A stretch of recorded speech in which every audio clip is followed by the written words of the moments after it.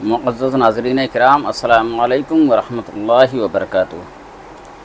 हज़रत अल्लामा मौलाना रफ़ीक़ आलम साहब क़िबला का बयान जो आदमी और औरत के ताल्लुक़ से है, बहुत ही इस्लाही बयान है।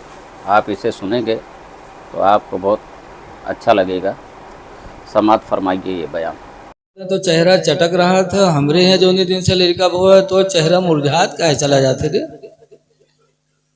तो मर्दवा कहे तुका काहिया गांव निकला बाफत हो, तो कहा था चेहरा काहे मुरझान जाता इस काहे।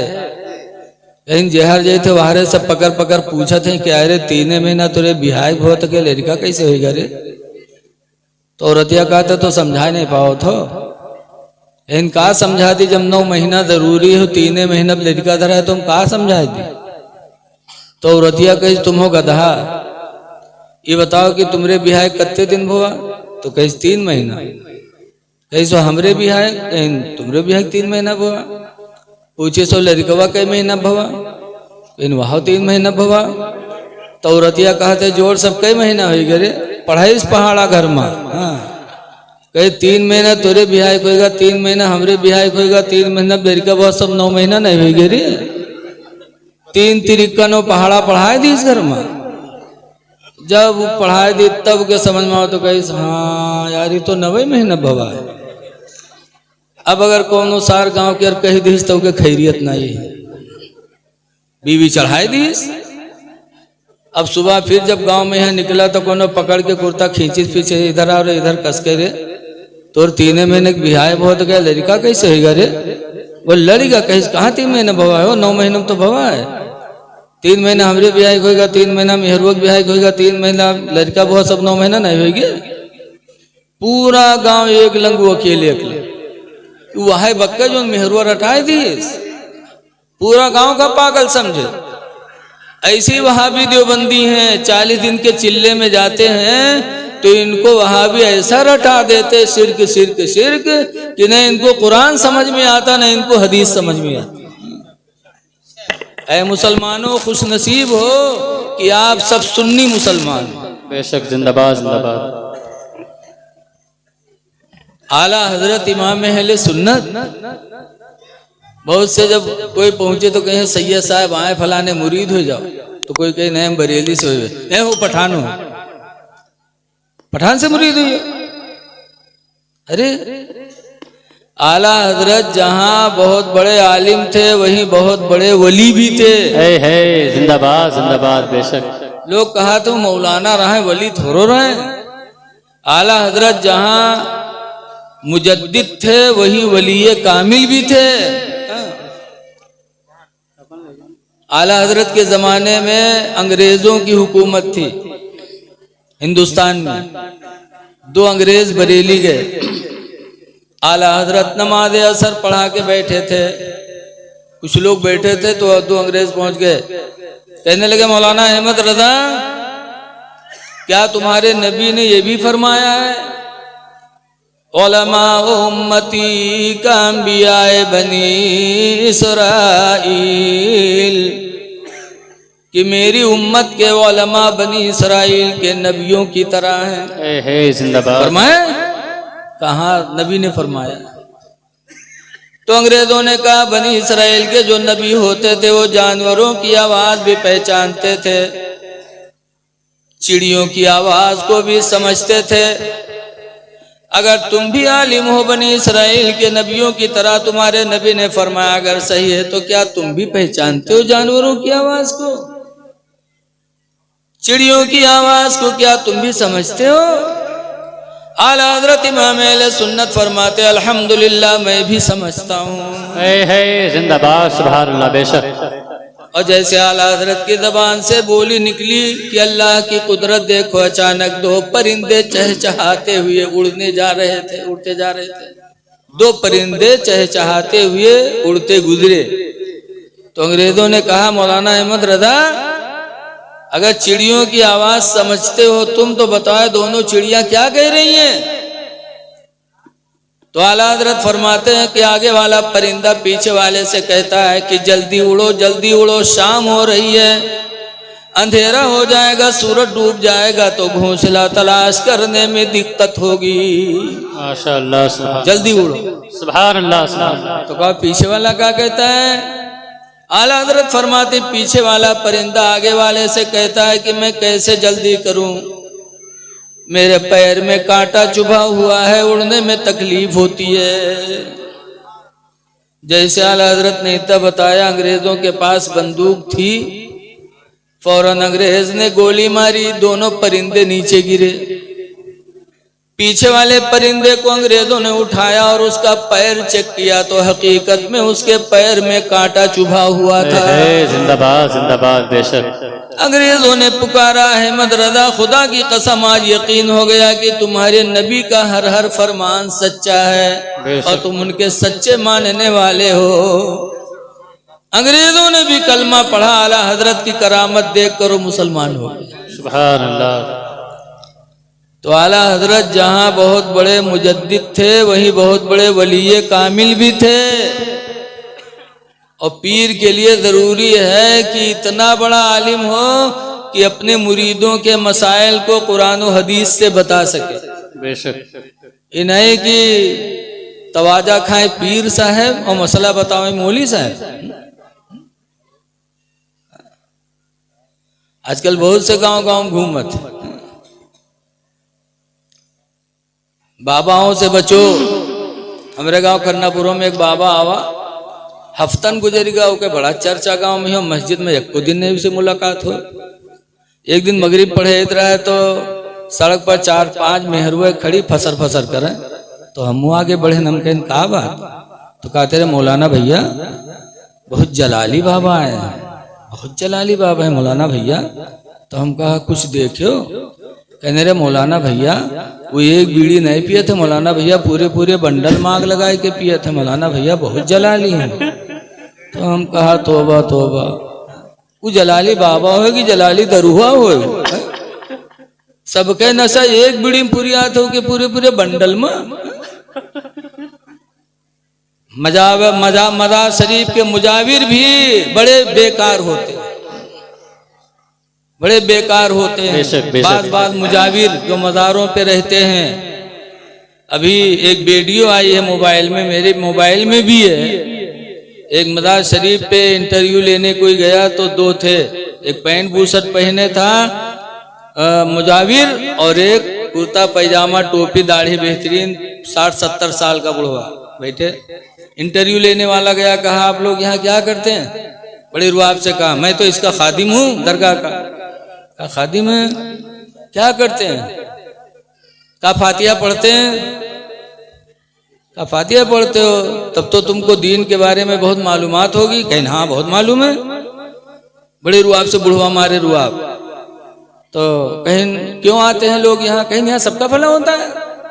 ठीक है भला होता है तो काम नमाज भी पढ़ते होंगे। कहा नमाज भी पढ़ी थे। तो इंटरव्यू लेने वाले ने माइक लगाया, कहा जरा सना सुनाइए। तो बुढ़वा चौंका, सना ये क्या हुआ? तो इंटरव्यू वाले ने कहा सना सुना, सना जो नमाज में पढ़ी जाती है, सुब्हानकल्लाहुम्मा व बिहम्दिका व तबारक अस्मुका का सुनाओ। तो बुढ़वा हर बार बल्थी बदलने लगा। तो कहने पढ़िए ना, कहे रुको तो नहीं चक्कर आवत है, कहीं रुको चक्कर आवत। वो तो उसे पूछ लो जो ठाड़ है। तो उसे कहें वो तो बाद में बताएगा, पहले तुम बताओ, सना बताओ ना, सुब्हानकल्लाहुम्मा सुनाओ। फिर बुढ़वा कहे कहीं थे चक्कर आवत है, नहीं माना था। अब सब बात में नीक और सना सुनाओ कहे तो कहते चक्कर आवत है। तो कहने अच्छा चलो नहीं सना याद है तो पहला कलमा सुनाओ। कहने यार हमारी से तबीयत ठीक नहीं, हमका बकाओ ना, अत्ती बोली हम बोल दिया है तुमसे ना तो हमरे चक्कर आवेगा। अब बताओ, ऐसे ऐसे दज्जाल मज़ारों पे पड़े रहते हैं। अक्सर खादिम बड़े दज्जाल होते हैं, वली को बदनाम करने के लिए कभी मज़ार पे उठा के सर पटकेंगे, कभी चुमाएंगे, कभी क्या होता बोलो। आज सुन्नी क्यों बदनाम है? वहाबी ऐसे ऐसे ना कमीने मुजाविरों ही के वजह से सुन्नियत को बदनाम करते हैं।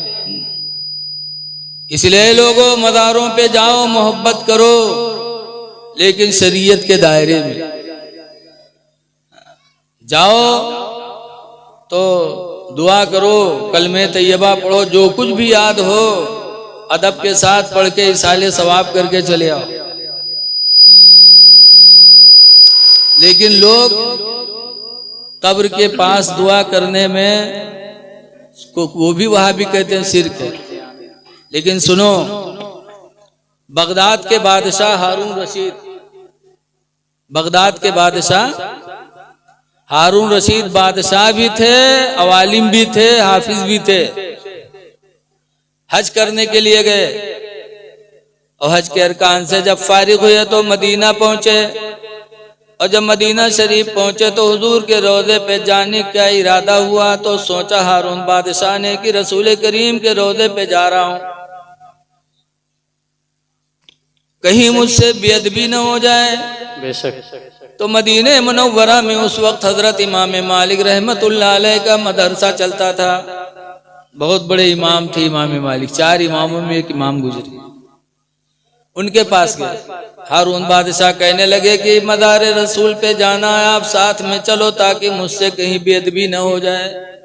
तो इमाम मालिक गए, साथ में गए। हारून बादशाह को जो कुछ पढ़ना था पढ़ा। जब दुआ मांगने का वक्त आया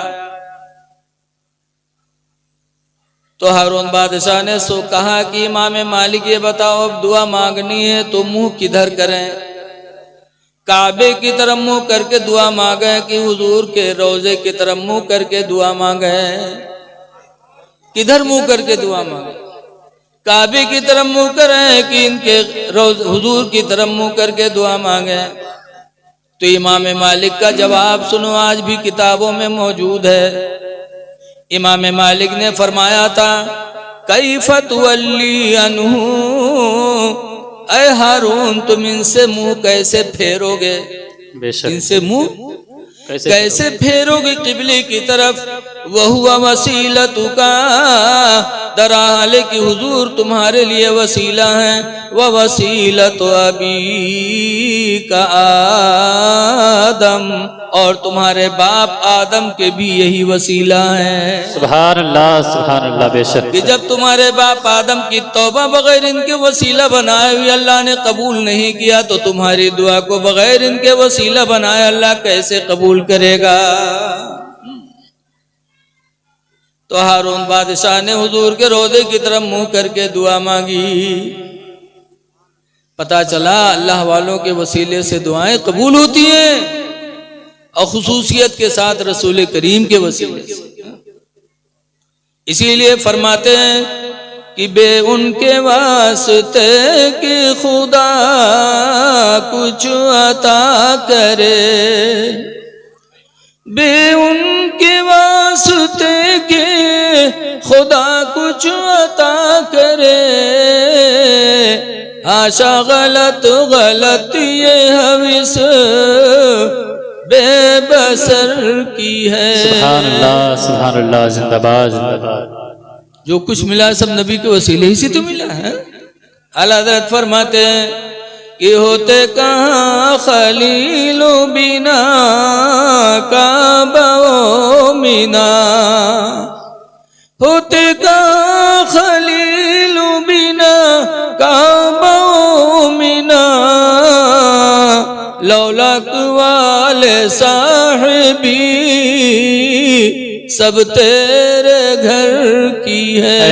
सुभान अल्लाह, जिंदाबाद जिंदाबाद। इसीलिए अल्लाह वालों से लो लगाओ। बड़े खुश नसीब हो कि आज हजरत मलंग शाह अली रामा के उर्स के मौके पर आप हाजिर हुए हैं। अल्लाह का फरमान है, 10वां पारा की आयत है, अतीउल्लाह व रसूलह, अल्लाह की इताअत करो और उसके रसूल की इताअत करो। अल्लाह की इताअत क्या करना? तो अल्लाह ताला फरमाता वाला तनाज़उ, ऐ लोगों आपस में झगड़े न करो। सुभान अल्लाह। वतफसलू, और आपस में फूट पैदा न करो। फतज़हबरी हुकुम, तो तुम्हारी ताकत चली जाएगी, कहीं तुम्हारी ताकत चली न जाए।